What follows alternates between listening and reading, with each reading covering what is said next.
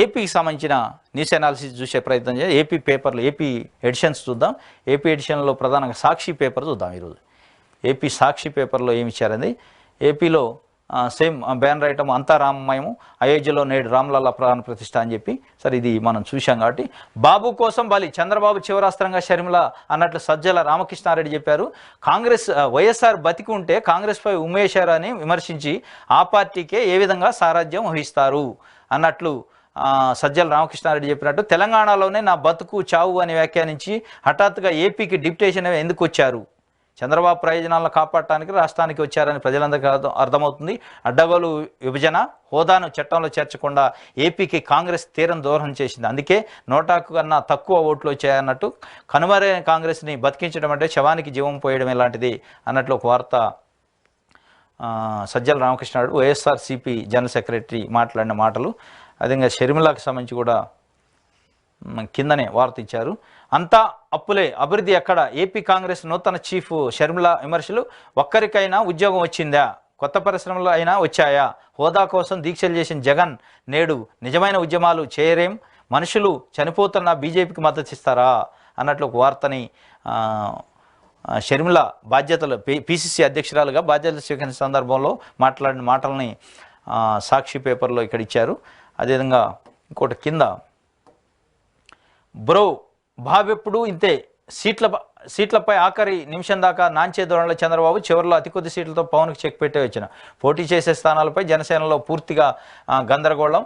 పవన్ కళ్యాణ్, నాదెండ్ల పోటీ చేసే స్థానాలపైన అస్పష్టత. జనసేనకు సీట్లు తేల్చకుండానే అభ్యర్థులను ప్రకటించేస్తున్న చంద్రబాబు, పవన్ లేకుండానే అతని ఫోటోతో సొంతంగా బాబు ప్రచారం. జనసేన కేడర్లో అయోమయం, చివరిలో ముంచేస్తారని భయం. ఈ జనసేన టీడీపీ పొత్తుకు సంబంధించి చివరిదాకా సీట్లు సంఖ్య తేల్చకుండా చివరిలో సాలిసాలను సీట్లు ఇచ్చి, ఓడిపోయే సీట్లు ఇచ్చి జనసేనను దెబ్బకొట్టే ప్రయత్నం చేస్తున్నట్లు జనసేన పార్టీలు అంతర్గతంగా చర్చ జరుగుతున్నట్లు ఒక వార్తని, అంటే జనసేనకి టీడీపీకి మధ్యలో అవగాహన సీట్ల మధ్యలో కుదరలేదని, వాళ్ళ మధ్య ఒక గందరగోళం ఉంది అని చెప్పి సాక్షి పేపర్ చెప్పే ప్రయత్నం చేసింది. చూడాలి ఏం జరుగుతుందనేది. ఇది సాక్షి ఏపీకి సంబంధించి ఇచ్చింది. ఏపీ ఆంధ్రజ్యోతి పేపర్లో ఇచ్చిన వార్తను చూద్దాం. ఆంధ్రజ్యోతి పేపర్లో బ్యానర్ ఐటమ్గా షర్మిలాకు సంబంధించి బాధ్యత స్వీకరణ ఇచ్చారు. దాచుకోవడం దోచుకోవడమే అన్న జగన్ సర్కార్పై చెల్లెల షర్మిల ఫైర్. ఏపీలో ఎక్కడ చూసినా మైనింగు, ఇసుక, మద్యం మాఫియానే. జగన్ పాలనలో రాష్ట్రం అధోగతి, 10 లక్షల కోట్ల అప్పులు తెచ్చారు. రాష్ట్రానికి రాజధాని ఉందా? విజయవాడలో మెట్రో ఉందా? 10 పెద్ద పరిశ్రమలు అయినా వచ్చాయా? 3 కాదు, ఒక్క రాజధాని కట్టారా? రాహుల్ను ప్రధాని చేయడమే వైఎస్ కళ.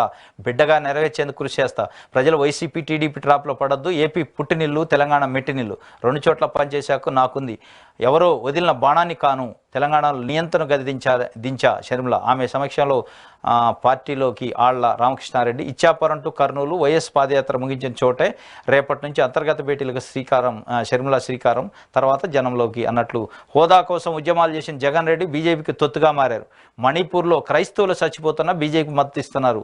మీరు మనుషులేనా అన్నపై షర్మిల ధ్వజం అన్నట్లు ఒక వార్తని ప్రధానంగా, అంటే వైఎస్ షర్మిల వాళ్ళన్న వైఎస్ జగన్మోహన్ రెడ్డిపై విమర్శించినట్లు, ఆ విమర్శలకు సంబంధించి ప్రధాన బ్యానర్ ఐటమ్గా నిన్న పిసిసి బాధ్యతల సేకరణ సందర్భంలో ఇచ్చినట్లు ఒక వార్తను ఆంధ్రజ్యోతి ఇచ్చింది. భయపడుతున్నా సార్, వైఎస్ఆర్ బిడ్డ ఎవరికి భయపడదు, ప్రభుత్వం కావాలని నా కాన్వాయ్ను అడ్డుకుంది అంటే కాంగ్రెస్కి భయపడుతున్నట్లే కదా, భయపడుతున్నారా సార్ అన్నట్లు వాళ్ళ అన్న జగన్కి ప్రశ్నించినట్లు ఒక వార్త. అదే వైసీపీలో వణుకు, షర్మిల రాకతో ప్రకంపనలో వెంటనే వైసీపీ సోషల్ మీడియా ఎదురుదాడి. షర్మిల వ్యక్తిత్వాన్ని దెబ్బతీసేలా పోస్టింగులు, వివరణ పేరిట సజ్జల విసురులు.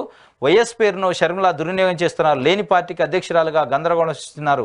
బాబుకు ఉపయోగపడేందుకే జగన్పై ఈర్ష్యతోనే అన్నట్లు సజ్జల రామకృష్ణారెడ్డి చెప్పిన మాటని ఒక వార్తగా ఇచ్చింది. ఇది షర్మిల నిన్న పిసిసి అధ్యక్షురాలుగా బాధ్యతల స్వీకరణ సందర్భంలో జగన్మోహన్ రెడ్డి పైన, అదేవిధంగా చంద్రబాబు నాయుడు పైన కూడా ఘాటైన విమర్శలు చేశారు. కానీ ఆంధ్రజ్యోతి పేపర్కి వచ్చేటలకు ఓన్లీ షర్మిల అన్న పైన, జగన్మోహన్ రెడ్డి పైన మాట్లాడినట్టు.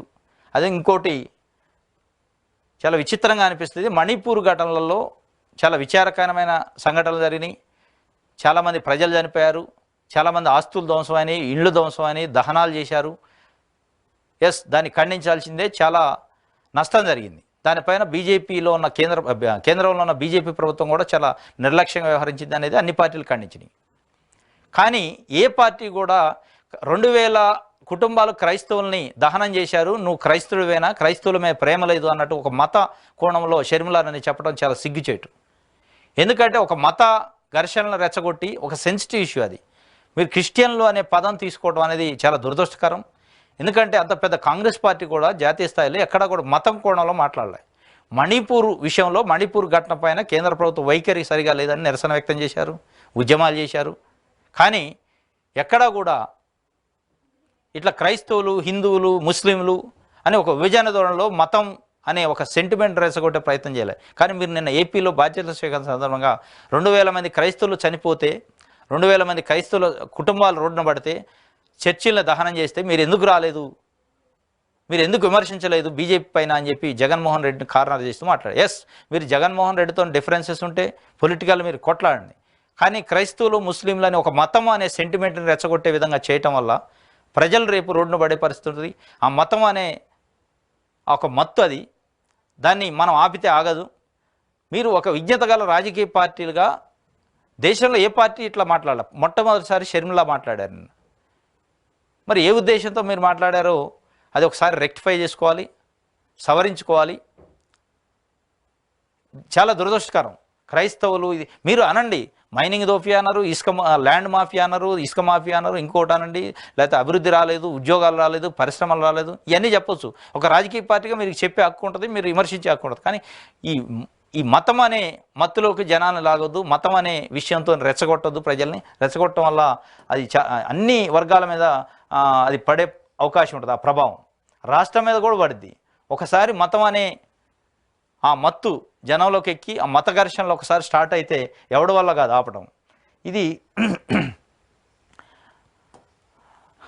ఆంధ్రజ్యోతిలో ప్రధానంగా ఇచ్చారు. సరదాగా సంబరాలు, సీరియస్గా అక్రమాలు, ఆ ఎమ్మెల్యే తీరే వేరు. జగనన్న కాలనీలో భారీ అవినీతి, పరిహారం సొమ్మును వదలని వైనం, ప్రతి పనికి రేటు, కట్టకపోతే వేటు, రియల్ వ్యాపారంలో భారీగా భోజ్యం, మైనింగ్ దోపిడీలోనూ భాగస్వామి, మద్యం నుంచి మట్టి వరకు హంఫట్, అరగంట ఎమ్మెల్యే అవినీతి పురాణం, ఆయన మేతపై సొంత నేతల నుంచే సెగ, టికెట్ ఇస్తే ఓడి ఇస్తామని బహిరంగ సవాళ్ళు.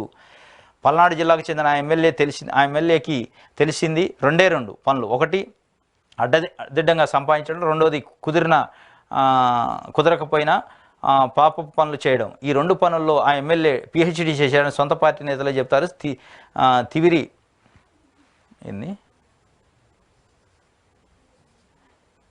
ఏదైనా కార్యక్రమాలకు పార్టీ కార్యకర్తలు, నాయకులు పిలిస్తే తలకాయ మాంసం ఉందా అని అడగటం ఆ ఎమ్మెల్యే ప్రత్యేకత. వయసు మీద పడినా ఎందులోనూ మాయ చావలేదు అని సొంత పార్టీ నేతలే అంటున్నారు. ఇక వచ్చే ఎన్నికల్లో టికెట్ ఇస్తే సెగ మామూలుగా ఉండదని, ఓడించి తీరుతామని కార్యకర్తలు చెప్పినట్లు ఒక వార్తని వైసీపీ ఎమ్మెల్యే పైన రాశారు. మరి ఏ ఎమ్మెల్యేనే తెలియదు. ఇంకోటి ఈరోజు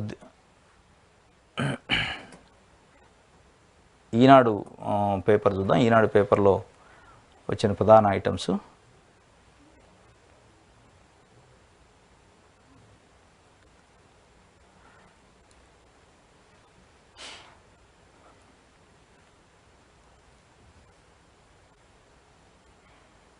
ఏపీ ఈనాడు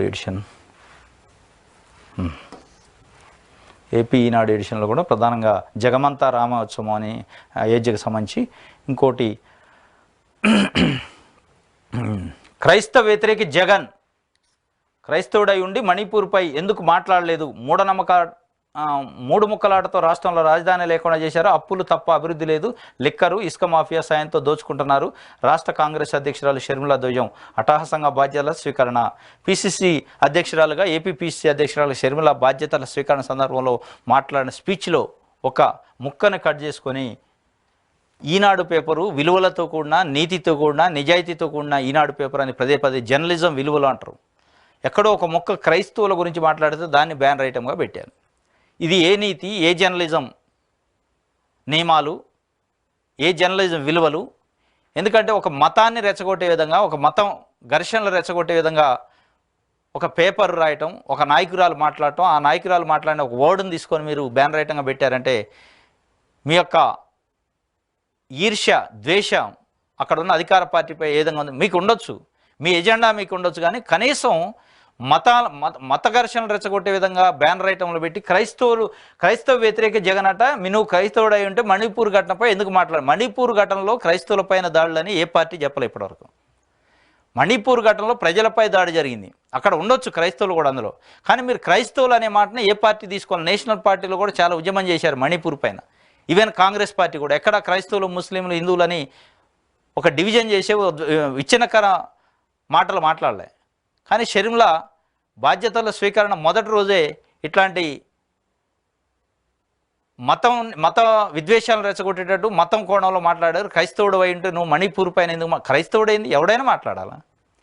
అంటే క్రైస్తవుడు అయితేనే మాట్లాడాలా? మణిపూర్లో జరిగిన మానవకాండపై, మణిపూర్లో జరిగిన మానవాంగాలపై, ఆస్తుల ధ్వంసంపై ప్రతి పౌరుడికి మాట్లాడే ఉంటుంది, క్రైస్తవుడికే కాదు. అక్కడ హిందువు ఉండొచ్చు, క్రైస్తవు ఉండొచ్చు, ఇంకో మతం ఉండొచ్చు, ముస్లిం ఉండొచ్చు, కానీ మనిషిగా మానవత్వం ఉన్న మనిషిగా మానవత్వంతో మాట్లాడాలి తప్ప ఇట్లాంటి క్రైస్తవులు ఇట్లా విభజించవద్దు. మతం పేరిట దేశాన్ని విభజిస్తున్నారని మీరు పదే పదే బీజేపీ పైన నిన్ను విమర్శించారు. మత ఘర్షణలో చలిమంట కాగిద్ది బీజేపీ పార్టీ అని, కానీ మీరు చెప్తుంది ఇది మళ్ళీ మీరు అదే కదా చెప్పేది, క్రైస్తవులు నువ్వు క్రైస్తవుడు అంటే ఎందుకు మాట్లాడలేదు అని చెప్పి మీరు మాట్లాడండి. ప్రభుత్వ విధానాలపైన, ప్రభుత్వం అభివృద్ధి చేయలేదనో ఇంకోటో, మాఫియా పైన, ఇసుక పైన, ఇంకోటి పైన మాట్లాడవచ్చు మీరు, రాజకీయం అది, దాంట్లో ప్రజలకు ఎక్కడ మనోభావాలు దెబ్బతాం. మీరు ఇట్లాంటి క్రైస్తవుడు, హిందువు, ముస్లిము అని రెచ్చగొట్టే ప్రయత్నం చేయడం వల్ల కొన్ని మతాల మనోభావాలు దెబ్బతింటే, ఆ మతాలలో ఘర్షణ లేగితే ఆ ఘర్షణని బాధ్యులు మీరైతారు. రేపు ఏ ప్రభుత్వం ఆపలేదు. ఒకసారి మతం అనే జాడ్యం పట్టుకుందంటే అది మామూలుగా ఉండదు, ఒక ఒరిగడ్డి మంట లెక్క, దహనం లెక్క అంటుకుంటుంది. దాన్ని ఎవడు ఆపలేడు, ప్రభుత్వం ఆపలేదు, ప్రజలు ప్రమాదంలో పడే పరిస్థితి ఉంటుంది, రాష్ట్రం పరుగు పోయే పరిస్థితి ఉంటుంది. మీరు క్రైస్తవ మతాన్ని రెచ్చగొట్టేటట్టు క్రైస్తవ మత నుంచి సింపతి పొందే ప్రయత్నం చేయొచ్చు, కానీ ఇది కాదు, ఈ పద్ధతిలో కాదు. ఏ పార్టీ మాట్లాడాలి మొత్తం? మీరు అన్నారు ఎస్ మీరు క్రైస్తవుడై ఉంటే మణిపూర్పై ఎందుకు మీరు మాట్లాడారా? వైఎస్ షర్మిల గారు నిన్నటి వరకు వైఎస్ఆర్టీపీగా తెలంగాణలో 3 సంవత్సరాలు పార్టీని నడిపారు. ఒక రాజకీయ పార్టీగా మీరు మణిపూర్ పైన ఏ రోజైనా మాట్లాడారా? ధర్నా చేశారా? ఢిల్లీలో ఎందుకు మాట్లాడాలి? నిరసన వ్యక్తం చేశారా? మోడీని విమర్శించారా? మీరు ఈరోజు అంటున్నారు మోడీకి చంద్రబాబు నాయుడు అదే జగన్ సరెండర్ అయ్యారు, తల ఊపుతారు గంగిరెద్దులా. కానీ మళ్ళీ ఇక్కడ చూడండి, విచిత్రంగా ఈనాడు పేపర్లో ఓన్లీ జగన్నే తిట్టేనట్టు రాస్తారు తప్ప at the same time Chandrababu Naidu కూడా షర్మిల గారు తిట్టారు. చంద్రబాబు నాయుడు కూడా గత 5 సంవత్సరాల నుంచి బీజేపీ పార్టీ పైన పల్లెత్తు మాట అనరు, జగన్మోహన్ రెడ్డి కూడా పల్లెత్తు మాట అనరు. ఏపీలో ప్రతిపక్షమైన అధికార పార్టీ అయినా బీజేపీకి దాసోహం, అది అందరికీ తెలిసిందే. ఇక్కడ జగన్ మీద చంద్రబాబు మీద జగన్ తిట్టుకుంటారు తప్ప మోడీని ఒక మాట అనరు. రాష్ట్రానికి ఎంత నష్టం చేసినా మోడీని తిట్టరు, మాట్లాడరు, ప్రశ్నించరు. అటు చంద్రబాబు అయినా ఇటు జగన్ అయినా అది అందరికీ తెలిసిందే. దాని మీద మాట్లాడండి, ఓకే తప్పులేదు. కానీ క్రైస్తవుల మీద దాడులు మీరెందుకు మాట్లాడాలి? మీరు క్రైస్తవుడైనా, మీరు క్రైస్తవురాలే కదా, మీరెందుకు మాట్లాడలేకపోయారు? క్రైస్తవ కోణంలో దాన్ని హైలైట్ చేసే ప్రయత్నం చేయాలి. ఒక మనిషిగా, ఒక రాజకీయ పార్టీ నాయకురాలుగా, మానవత్వం ఉన్న వ్యక్తిగా ప్రతి మనిషి, ప్రతి మానవత్వం ఉన్న వ్యక్తి మాట్లాడచ్చు. మణిపూర్ మారణకాండ అనేది అందరూ ఖండించాల్సింది, ఒక క్రైస్తవుడే కాదు, ఒక ముస్లిం కాదు, ఒక హిందువు కాదు, ప్రతి మనిషి ఖండించాల్సిన అంశం ఇది. ఇది వదిలేసి మీరు క్రైస్తవ వ్యతిరేకి జగన్ అని ఈనాడు పేపరు ఎంత దివాలా కోరుతానం అంటే, ఒక జర్నలిజం విలువలు మేము పాటిస్తామని చెప్తూ ఇక్కడ క్రైస్తవ వ్యతిరేక జగన్ అని అంటే క్రైస్తవుల ఓట్లు చీలాలనే ఒక మీకు ప్రయత్నం ఉంటే వేరే రకంగా చెప్పండి. దాన్ని మణిపూర్కి లింక్ చేసి చెప్పడం వల్ల చాలా ప్రమాదం ఉంది, మతాన్ని రెచ్చగొడుతున్నట్టు ఇది. మీ విలువలు ఏంది, మీ అక్కస్ ఏంది, మీ ఈర్ష్య ఏంది అనేది ఇక్కడ అర్థమవుతుంది. ఎస్ మీకు జగన్మోహన్ రెడ్డి మీద ఈర్ష్య ఉండొచ్చు, కోపం ఉండొచ్చు, చంద్రబాబు మీద ప్రేమ ఉండొచ్చు. దాన్ని ప్రజల కోణంలో, ప్రజలకు చేయాల్సిన పనుల కోణంలో మాట్లాడండి, రాయండి రాతలు. ప్రజలకి జగన్ ఇచ్చిన హామీలు నెరవేర్చని దాని గురించి మాట్లాడండి, ప్రజలను ప్రసన్నం చేసుకునే ప్రయత్నం చేయండి, టీడీపీని గెలిపించే ప్రయత్నం మీరు ఎట్లా చేస్తున్నారో అది చేయండి, తప్పులేదు. కానీ మతాన్ని రెచ్చగొట్టే పని చేయొద్దు. దానివల్ల రాష్ట్రము, దేశం ప్రమాదంలో పడే అవకాశం ఉంటుంది, అది గుర్తుంచుకోవాలి. ఇది ఈనాడు పేపర్ రాసింది. అది ఏపీలో దిశ పేపర్లో వచ్చిన వార్తలు ప్రధానంగా వద్దాం.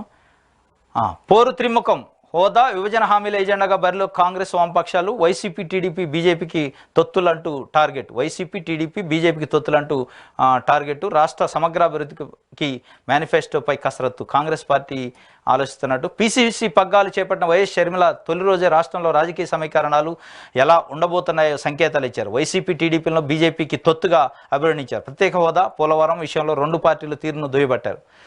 ఇప్పటిదాకా కేంద్రంలో బీజేపీ సర్కారు రాష్ట్రాన్ని దగా చేసిన తీరుపై వామపక్షాలు తప్పితే అధికార ప్రతిపక్షాలు నోరెత్తిన పాపాన పోలేదు. ఇప్పుడు కాంగ్రెస్ గళం తోడైంది. రానున్న సార్వత్రిక ఎన్నికల్లో ఇండియా కూటమిగా భాగస్వాములుగా ఉన్న కాంగ్రెస్ వామపక్షాలు రాష్ట్రంలో కలిసి పోటీ చేసే అవకాశం ఉంది.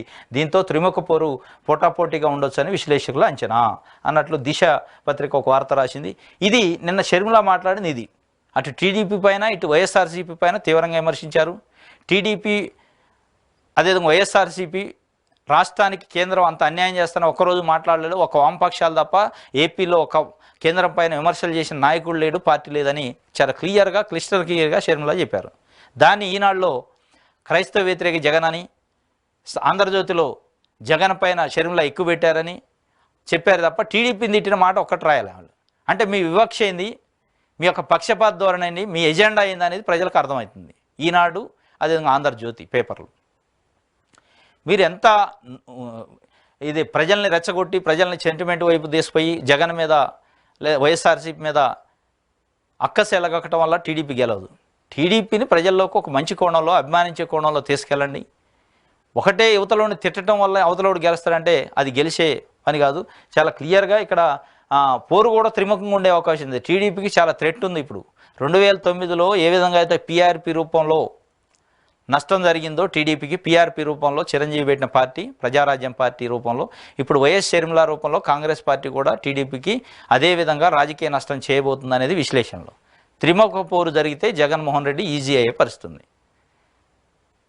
ఇప్పుడు మీరు అన్నట్టు వామపక్షాలు కాంగ్రెస్ కలిస్తే అదొక కూటమి అవుతుంది, జనసేన టీడీపీ ఒక కూటమి అవుతుంది, వైఎస్ఆర్సీపీ ఒకటి అవుతుంది. 3 కూటముల వల్ల లాభపడేది అధికార పార్టీ. ఎందుకంటే ఓట్ బ్యాంక్ వ్యతిరేక ఓటు అనేది స్ప్లిట్ అయ్యి వ్యతిరేక ఓటు చేయటం వల్ల నష్టం జరిగేది టీడీపీ పార్టీకి తప్ప మీరు ఎంత రాతలు రాసినా దానివల్ల టీడీపీ పెరగదు. టీడీపీ పెరగాలి, టీడీపీని అభిమానించాలి జనం అంటే జనాల గురించి రాయండి. జనం ఏమనుకుంటున్నారు, జనాలకు జరగాల్సిన పని ఏంది, ప్రజలకు జరగాల్సిన సంక్షేమం ఏంది, అభివృద్ధి ఏంది, దానిపైన ప్రశ్నించండి ఒక పత్రిక. అప్పుడు ప్రజలు మిమ్మల్ని అభిమానిస్తారు. అది వదిలేసి జగన్ తిట్టడం, జగన్మోహన్ రెడ్డి వాళ్ళ ఫ్యామిలీని తిట్టడం ప్రజలకు ఏం ఒరగదు దానివల్ల. ఎక్కడైనా మీరు చూడండి, ఈనాడు అదేవిధంగా ఆంధ్రజ్యోతి పత్రికలో పేపర్లలో ఈ మధ్యకాలంలో రాస్తున్న వార్తలు ఎక్కడ ప్రజల గురించి, ప్రజా సమస్యల గురించి, ప్రజా సంక్షేమం గురించి, అభివృద్ధి గురించి రాయరు. ఓన్లీ జగన్ని తిట్టడానికే రాస్తారు. ప్రజలకు మంచినీళ్ళు రాలేదనో, ప్రజలకు వైద్యం అందలేదనో, విద్య అందలేదనో, ప్రజలకి ఇంకా పెన్షన్లు రాలేదనో, రైతులకు గిట్టుబాటు ధర రాలేదని ఇట్లాంటివి చెప్పరు.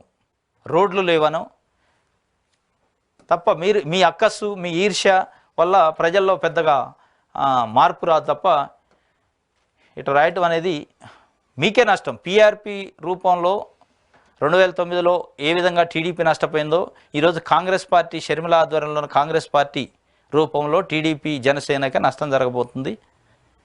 ఇది రాజకీయ విశ్లేషకులు ప్రజలు ఏపీలో చర్చించుకుంటున్న మాట. దీనిపైన దృష్టి పెట్టాలి. ఇది ఈరోజు మనం న్యూస్ అనాలిసిస్లో గమనించిన విషయాలు. రేపటి తాజా వార్తలతో మళ్ళీ కలుసుకుందాం. నేను మీ శ్రీనివాస్.